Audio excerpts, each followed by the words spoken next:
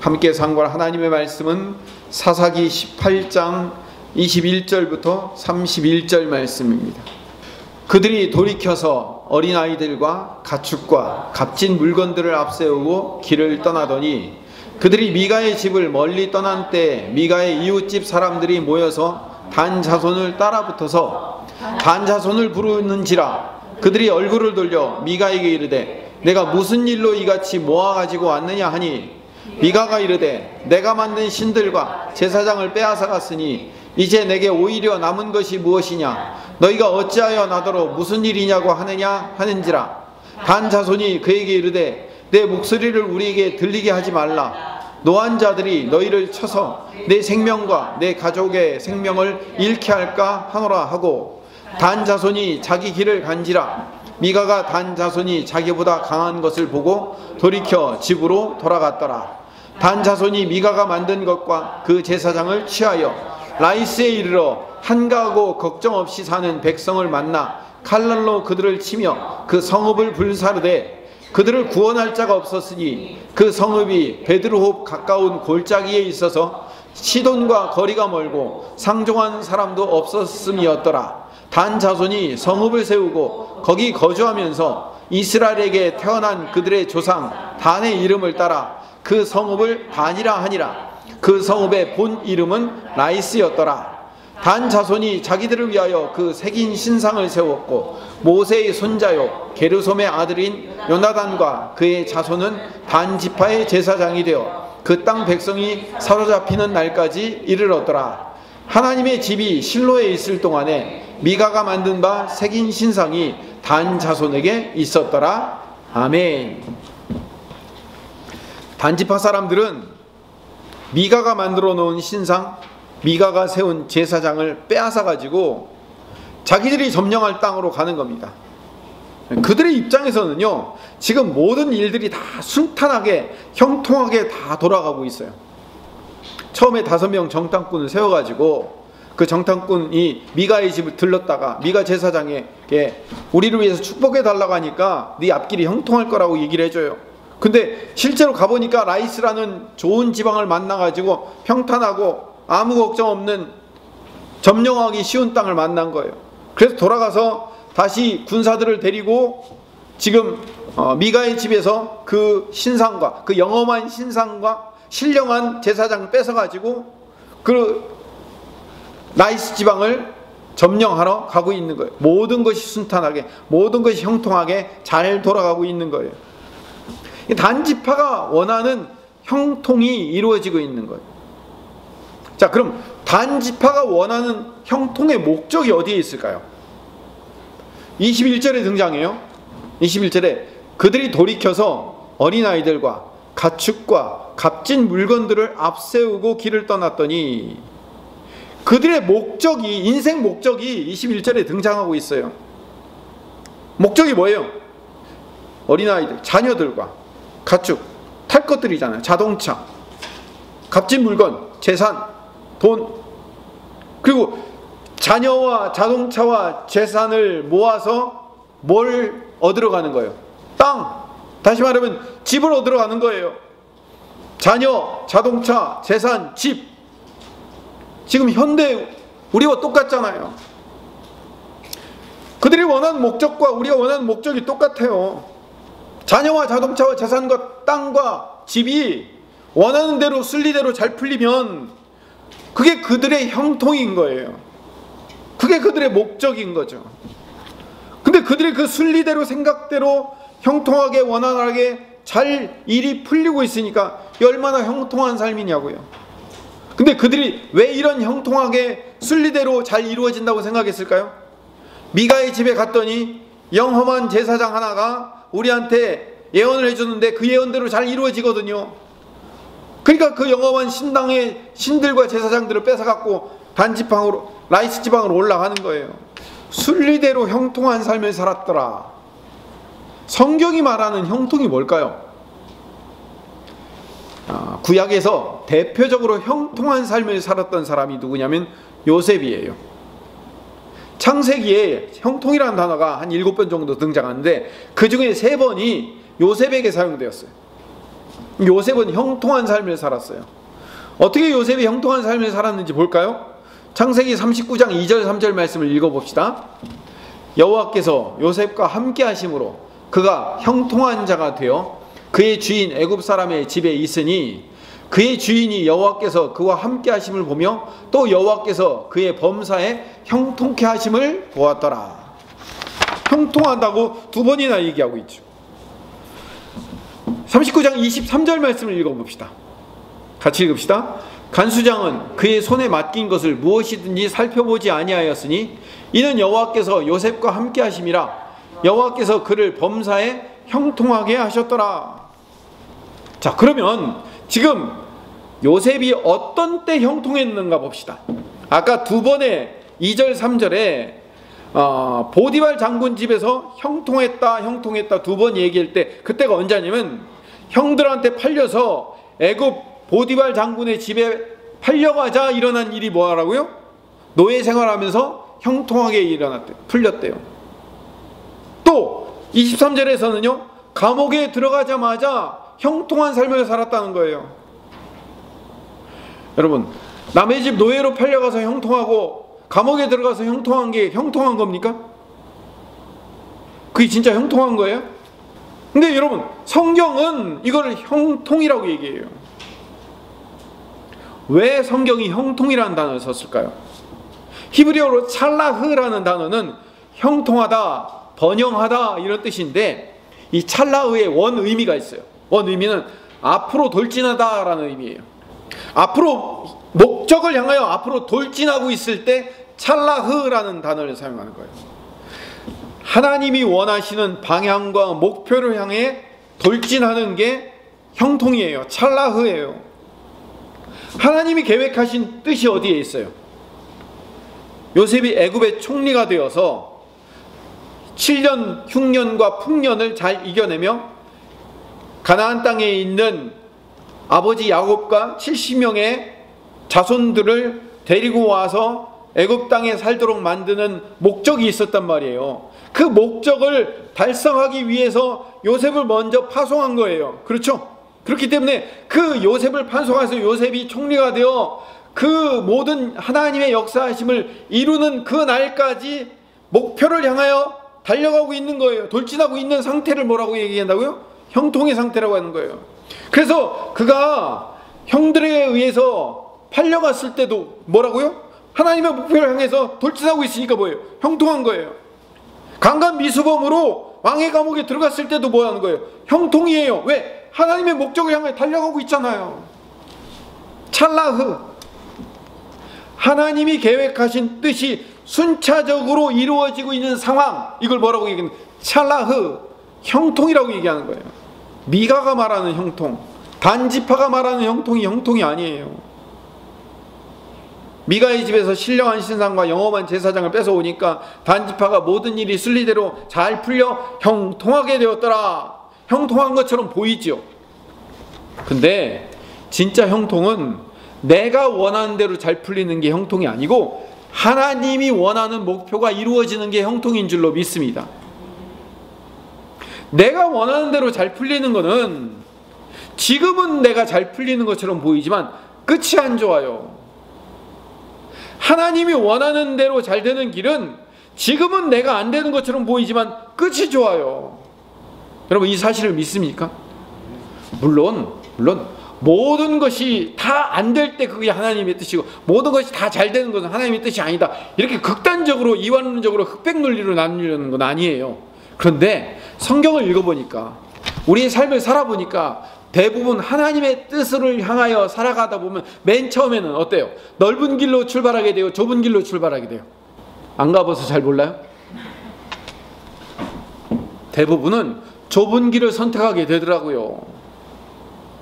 이게 과연 옳은 건가라는 선택 가운데 시작을 하더라는 거예요. 오늘 본문 23절로 돌아가 봅시다. 미가와 미가의 이웃집 사람들이 그동안 자기들을 축복해주고 지켜주었다고 생각했던 그 영험한 신당의 우상들과 제사장을 통째로 빼앗아 가니까 이 단지파에게 항의하려고 자기네들도 사람을 좀 모아가지고 대항해 보려고, 그래서 이웃집 사람들 모아서 단자손을 쫓아갔습니다. 24절에 미가가 내가 만든 신들과 제사장을 빼앗아 갔으니 이제 내게 오히려 남은 것이 무엇이냐라고 항변하는 거예요. 내가 만든 신과 제사장, 그러니까 내 건 거예요. 내 거 왜 뺏어가냐라고 얘기하는 거예요. 자, 지금 이 미가가 말하는 이야기를 잘 들어보세요. 내가 만든 신들과 제사장, 인간이 만든 우상일 뿐이에요. 여러분, 그들은요 말로는 뭐라고 얘기할까요? 말로는 하나님이라고 얘기할 거예요. 말로는 여호와 신을 왜 뺏어가냐고 얘기를 할 거예요. 근데 자기들이 만든 신을 왜 뺏어가냐고 하는 거예요. 우리한테 축복 주는 신 뺏어가면 우리는 남는 게 없다라고 얘기하잖아요.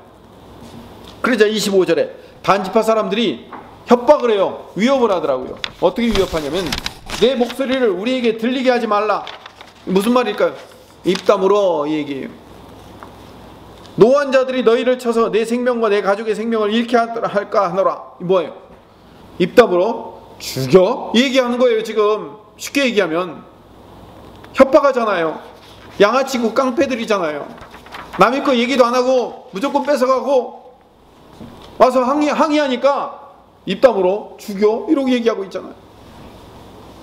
26절에 미가가 단 자손들이 강한 걸 보고, 이들은 지금 땅을 점령하기 위해서 600명의 군사들을 데리고 올라왔는데 미가가 이웃집 사람들 몇 명 데리고 가고 대항이 되겠냐고요. 그러니까 자기들보다 강하다는 것을 알고 울며 겨자 먹기로 신상과 제사장을 빼앗기고 집으로 돌아간 거예요. 힘의 논리가 적용되고 있잖아요. 그리고 이제 27절부터 마지막 31절까지 일사천리로 단지파가 원하는 방식대로 그 땅을 점령하게 되는 거예요. 라이스 땅을. 그렇게 일사천리로 자기들이 원하는 방식대로 순리대로 잘 형통하여 이루어지고 있는 이유를 27절에 뭐라고 얘기하냐면 단 자손이 미가가 만든 것과 그 제사장을 취하여, 다른 말로 얘기하면 단 자손이 미가가 만든 그 신상과 제사장을 취했기 때문에, 그 영험한 제사장과 신상들을 취했기 때문에 우리가 이렇게 잘 된다라고 생각하는 거예요. 그래서 처음에 정탐했던 라이스 지역을 아주 쉽게 점령합니다. 단지파의 이 쉬운 점령과 아주 어려운 점령과 비교를 해봅시다. 이스라엘이 여호수아 시대에 제비를 뽑아가지고 이 땅을 차지하려고 하는데, 제비를 뽑아야 되는데 좋은 땅이 있고 나쁜 땅이 있을 거 아니에요? 그런데 제비를 뽑기 직전에 가장 사람들이 저 땅만은 좀 안 뽑혔으면 좋겠다라고 뽑히기를 싫어했던 땅이 하나가 있어요. 거기 어디냐면 헤브론 땅이에요. 헤브론 땅을 왜 아무도 차지하려고 하지 않았냐면 헤브론 땅에는 골리앗의 선조인 세세와 아이만과 달레라는 아주 유명한 세 거인이 살고 있었어요. 그리고 헤브론 땅, 그 헤브론이라는 성 자체가 뭐냐면 거인들이 살고 있는 마을이에요. 그 거인들 중에서도 더 큰 거인이 누구라고요? 세세, 아이만, 달메, 이름까지 있다고요. 한 동네 전체가 거인들이 살고 있죠. 그 중에 유명한 거인들이 3명이나 살고 있죠. 그리고 여기 헤브론은 산지예요. 농사가 잘 안 되는 지역이라고요. 그렇기 때문에 여기는 아무도 저 땅은 좀 피했으면 하는 그 땅인데, 그 땅을 80세 먹은 할아버지가 와서 이 산지를 내게 주소서라고 외쳤어요. 그게 누굴까요? 갈렙이에요. 여러분, 갈렙이 좋은 땅 점 찍어놓고 내가 여호수아하고 친구니까, 내가 1세대 중에 유일하게 남은 사람이니까 좋은 땅을 줘야 되는 거 아닙니까? 라고 맨 먼저 손들고 나간 게 아니라니까요. 사람들이 누구나 싫어하는, 아무도 뽑히기를 원하신 그 땅을 내게 주십시오, 이 산지를 내게 주소서 라고 외치며 나간 거라고요. 그 땅을 갈렙이 이 산지를 내게 주소서 라고 외치며 나갔는데, 반대로 단지파는 뭐예요? 정작 그 중요한 땅을 줬는데, 그 제비 뽑아 줬는데도 불구하고 그 땅은 너무 어려운 땅이니까 그 땅을 피하고 한가하고 걱정이 없이 사는 백성들을 찾아서 라이스 지역으로 올라간 거예요. 눈에 보기에는 산지이고 거인족이 살고 있는 헤브론 땅을 정복하기 너무 어려웠지만 갈렙은 결국 그 땅을 정복함으로 말미암아, 원래 갈렙은 이방 출신이에요. 이방인 출신이라고, 갈렙이. 그런데 영원한 이스라엘 지파, 유다 지파 안에 소속되었어요. 근데 단 지파는요, 이따가 말씀드리겠지만 보기 쉬운 땅을 형통하게 정복했지만 그 마지막은 이스라엘의 12지파 안에서 떨어져 나갔어요.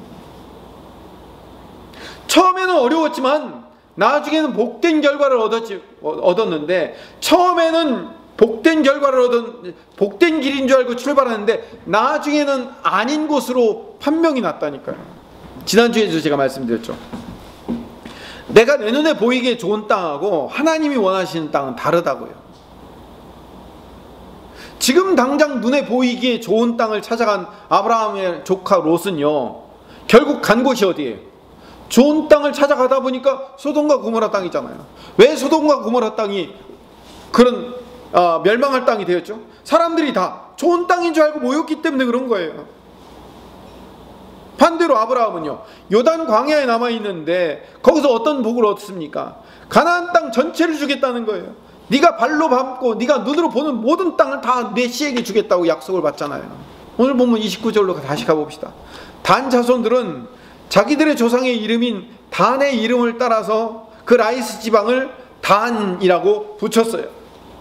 거기서 쉽게 얘기해서 행복하게 잘 살았더라 라고 끝난 거예요.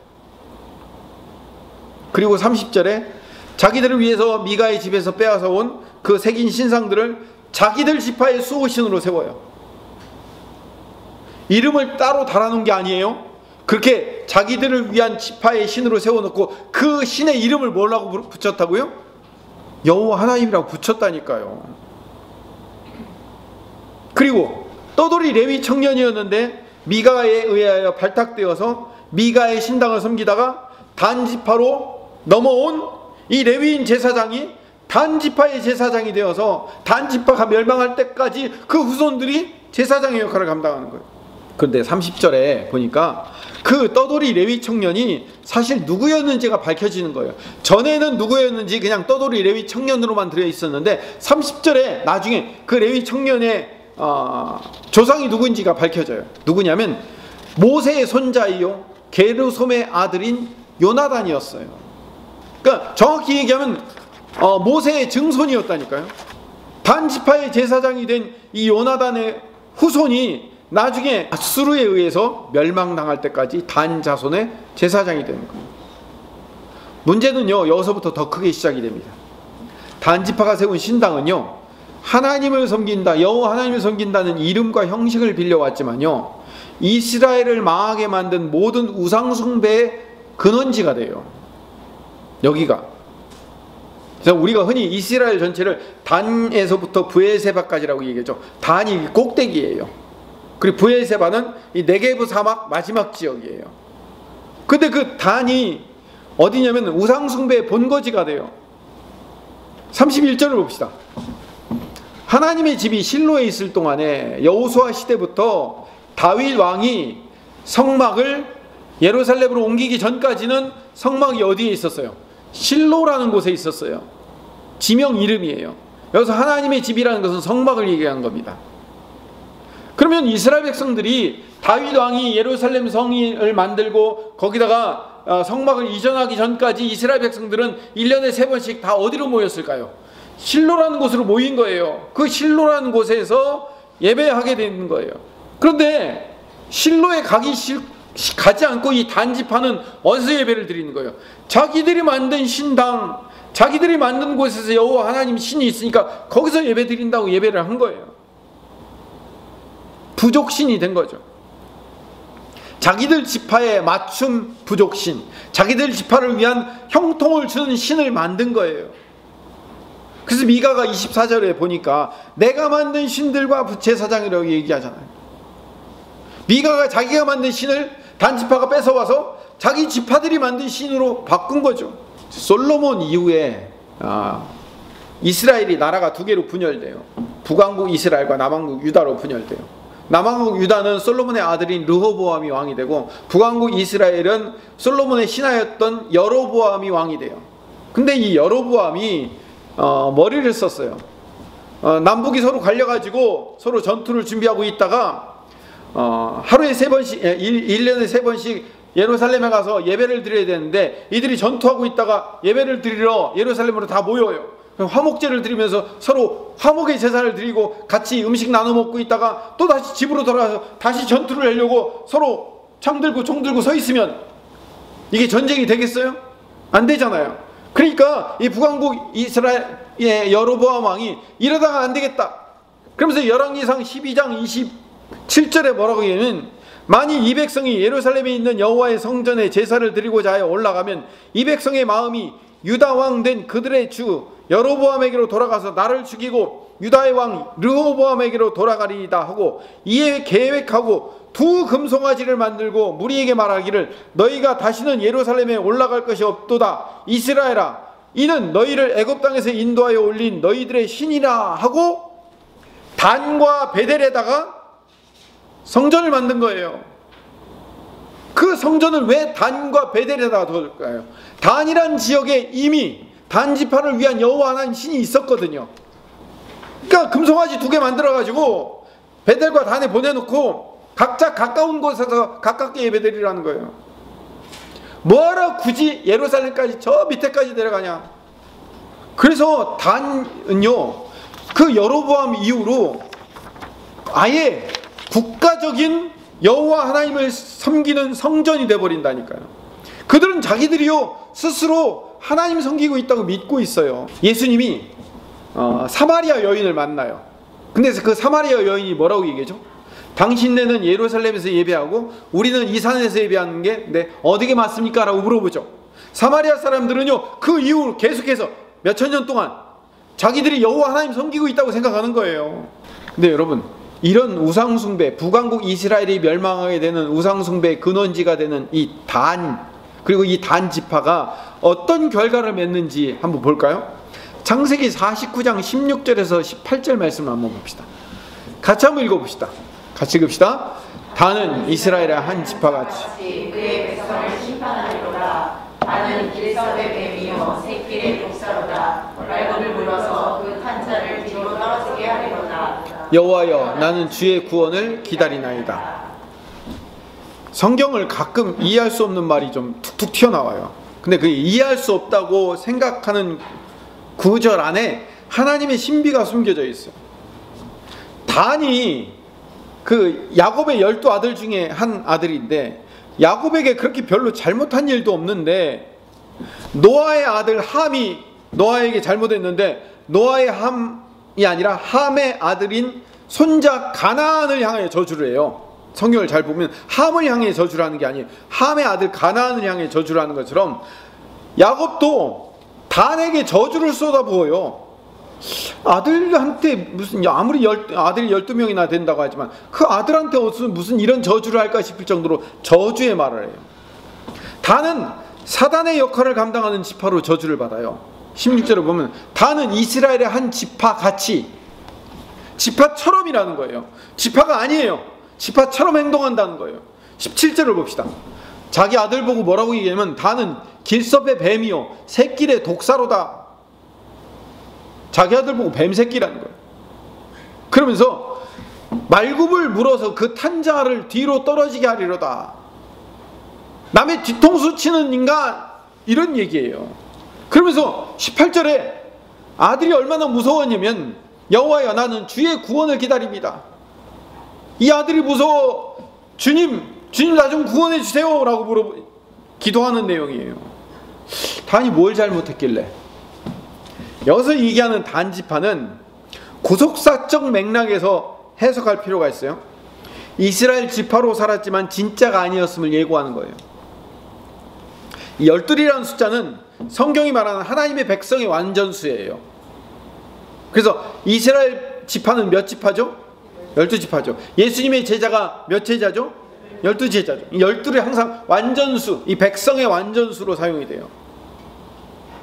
그래서 창세기에 야곱의 아들들 12로 나와요. 그런데 나중에 요한계시록에 가면, 요한계시록 7장 5절에서 8절 말씀을 보면 12지파의 이름이 나와요. 우리가 신천지 때문에 유명해진 14만 4천 명, 천국 가서 그 인도될 그 14만 4천 명 중에 유다 지파 중에 12,000, 르우벤 지파 중에 12,000, 갓 지파 중에 12,000, 이렇게 해가지고 아셀, 납달리, 므낫세, 시므온, 레위, 이사갈, 스불론, 요셉, 베냐민까지 12,000 해가지고 12 곱하기 12에서 14만 4천 명인데 단지파가 있어요, 없어요? 없어요. 창세기에 야곱이 그 단지파를 저주한 것이 요한계시록에 그대로 적용이 되는 거예요. 이 비슷한 게 하나 있어요. 예수님의 공생의 기간에도 예수님이 12제자를 불러서 그들을 따랐지만 단지파를 상징하는 가룟 유다가 어떻게 돼요? 마지막에 예수님을 배신하잖아요. 그리고 사도행전에서 그 자리를 누가 대신가요? 마띠아가 대신하잖아요. 이게 다 영적인 원리라니까요. 그래서 단지파가 왜 하나님께서 말씀하시는 14만 4천 명의 천국 명단에 빠졌는가? 자기 자신을 위해서 하나님을 자기들이 축복하는 미신으로 만들어버린 자들에 대한 철저한 심판과 멸망을 선언하는 이야기예요. 인간은 선악과를 따먹으면서부터 하나님을 섬기는 피조물로서 살아가는 게 아니라 자기가 주인 되는 거예요. 선악을 알게 하는 나무의 열매, 그 뭐 사과 하나 따먹었다고 우리 인류 전체가 이렇게 고생을 해야 되는 게 그게 뭐 말이 됩니까? 라고 생각하겠지만 여러분 중요한 의미예요. 제가 수차례 얘기하잖아요. 선악을 알게 하는 나무의 열매라는 것은 선악의 판단 기준을 하나님이 갖고 계셔야 돼요. 근데 그 판단 기준을 내가 먹겠다는 거예요. 내가 선악의 판단 기준이 되겠다는 거예요. 내 노란불, 내가 잘하면 좋은 거고 남이 잘못하면, 내가 잘못하면 그건 핑계고 남이 잘못하면 그건 죄인 거예요. 모든 판단 기준을 내가 갖겠다는 거예요. 내가 원칙이 되고 내가 기준이 되고 내 마음대로 살겠다는 거예요. 그게 죄인 거죠. 그런 죄를 지은 자들을 떨어내겠다는 거예요. 그게 단지파의 상징이에요. 가룟 유다의 상징이라고요. 자기 마음대로 하는 것. 제가 오늘 말씀을 처음 시작할 때 요셉 이야기를 처음 시작했어요. 형통이 뭐라고요? 찰라흐. 목적을 향하여 앞으로 돌진하다.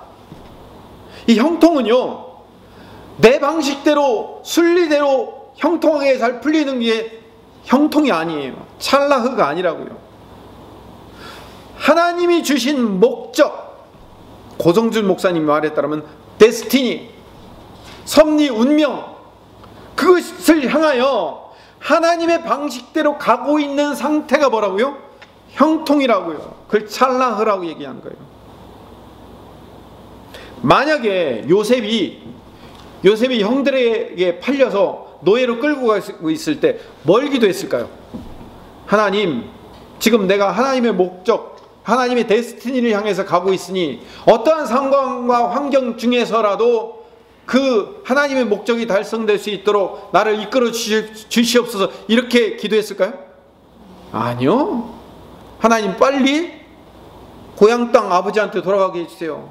저 형들의 원수를 갖게 해주세요. 아마 이렇게 기도했을 거예요. 처음에는 감옥에 들어갔을 때 그가 뭘 기도했을까요? 하나님, 차라리 내가 노예로 살더라도 보디발 집에 다시 돌아가서 노예로라도 살았으면 좋겠습니다. 이 감옥에서 내가 이게 무슨 고생입니까? 하나님, 나 좀 풀어주세요. 이렇게 기도 안 했겠냐고요. 네, 여러분, 요셉이 그렇게 자기가 원하는 기도가 다 응답되고 자기가 원하는 기도가 다 응답됐다면 무슨 일이 이루어졌을까요? 아버지 고향에 있는 집으로 탈출해서 도망을 갔어요. 아니면 감옥에서 다시 보디발의 은혜를 입어서 다시 보디발 집으로 돌아와서 가정총무로 지냈어요. 만약에 그 원했던 기도 제목들이 이루어졌다면 어떻게 됐을까요? 아마도 요셉은 애굽의 총리가 될 수 없었을 거예요. 나중에 하나님의 계획했던 그 7년 흉년과 7년 풍년의 기간이 들었을 때 애굽의 모든 사람들과 애굽 주변에 있는 사람들과 가나안 땅에 있었던 그 야곱과 70명의 식구들을 살리고 데리고 오는 역할을 위해서 요셉을 먼저 보낸 거 아니에요? 그렇죠? 근데 그 역할을 감당할 수 있어요, 없어요? 없잖아요. 그러면 제가 질문을 드릴게요. 요셉의 기도가 응답되어야 돼요? 응답되면 안 돼요? 안 돼요. 왜?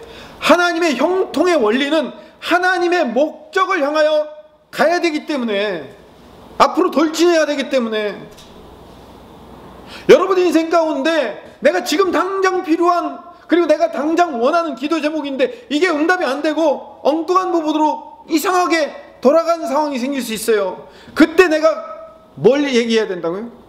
아, 하나님이 지금 나를 형통케 하시는구나 라고 생각해야 될 줄로 믿습니다. 아멘. 내가 원하는 상황이 안 될지라도, 내가 지금 원하는 그 기도 제목이 안 들어질지라도 지금 하나님이 원하는 방향으로 우리를 몰고 있다니까요. 몰아가신다니까요. 형통, 찰나흐, 목적을 향하여 앞으로 돌진해 가고 있다니까요. 단지파가 자기들이 원하는 편하고 쉽고 점령하기 쉬운 그 라이스 땅을 차지했지만 결과가 어떻게 됐어요? 우상숭배의 본거지가 되어서 아수르에 의해서 멸망당하게 되고, 심지어는 그 영적 이스라엘 지파의 이름에서 단지파가 삭제되는 엄청난 오점을 남기게 되잖아요. 모세의 자손이고 게르솜의 손자인 이 요나단, 앞길이 막막해서 떠돌이 청년이 되어서 출발을 했는데 미가 개인의 제사장이 되고, 조금 있다가 단지파가 와서 우리 제사장 내주시오 그러니까 신분이 상승하는 것처럼 보였지요. 근데 모세의 증손이었음에도 불구하고 가문 전체가 우상숭배의 가문으로 낙인 찍히고 끝나잖아요. 멸망의 가문 되잖아요. 예수님은요, 하나님의 아들로 이 땅에 오셔서 하나님이 가라고 하시는 형통의 삶을 사신 분이십니다. 찰나흐, 하나님의 목적을 향하여 앞으로 돌진한 삶.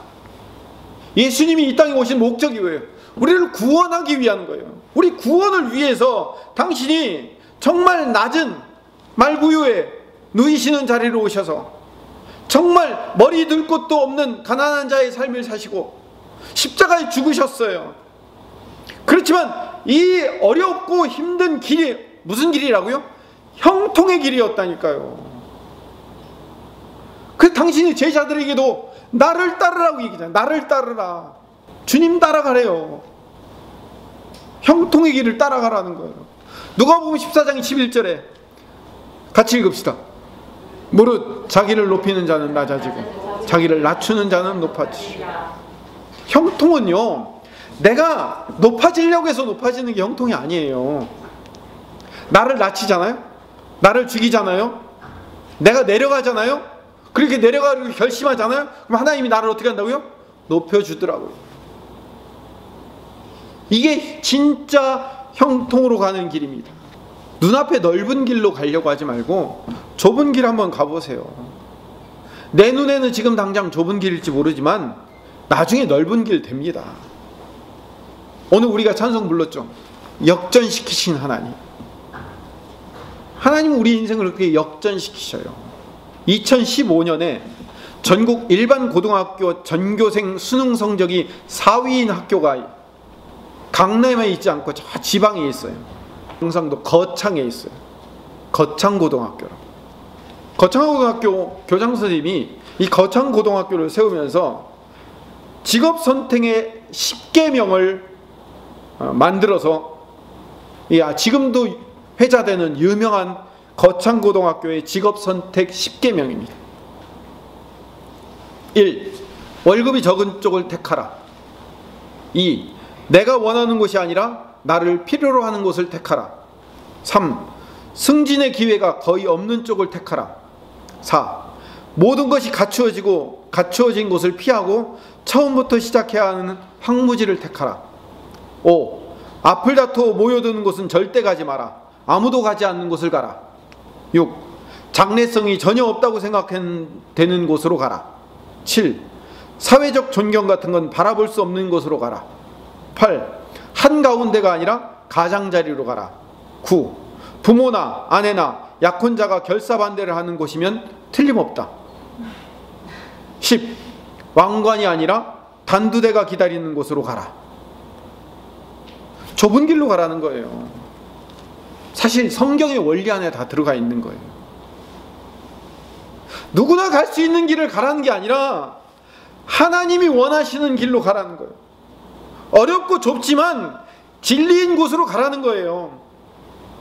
어려운 것은 다 좋은 것이고 편한 것은 다 나쁜 것이고, 그게 아니라 어렵고 힘들지만 진리인 곳으로 가보라는 거예요. 그러면 당장은 어렵고 힘들어 보이지만 그 진리가 있는 곳에 진짜 복된 길이며 거기가 진짜 형통한 길이며 그것이 오히려 넓은 길이 될 수 있다는 것을 보여주고 있는 이야기라고요. 우리 눈앞에 아무리 힘들고 어려워도 왜 우리가 좁은 길을 갈 수 있고, 왜 아무리 힘들고 어려워도 왜 우리가 그 길을 갈 수 있는지 아십니까? 그 유일한 이유는 하나님이 우리의 인생을 역전시켜 주시기 때문에. 이걸 믿을 수 없으면 갈 수 없지요. 가면 개고생인데 거길 뭐하러 갑니까? 하나님이 우리 인생을 역전시켜 주시기 때문에, 우린 그걸 믿기 때문에 가는 거예요. 진리인 좁은 길을 갈 때 하나님은 반드시 우리 인생을 역전시켜 줄 것을 믿습니다. 예배의 자리에 서십시오.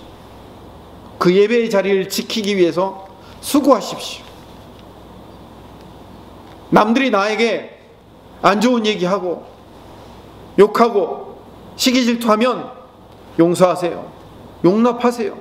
이해하고 사랑하세요. 자비를 좀 베푸세요. 왜 난 맨날 나만 당하고 살아야 됩니까? 라고 원망하지 말고 묵묵히 견뎌보세요. 그러면 그 좁은 길에 승리가 있어요. 하나님이 우리를 역전시켜 줄 거기 때문에, 하나님이 우리 인생을 반드시 역전시켜 줄 것을 믿고 신뢰하며 좁은 길로 한 걸음 들어서시는 하나님의 백성 되시기를 간절히 소망합니다.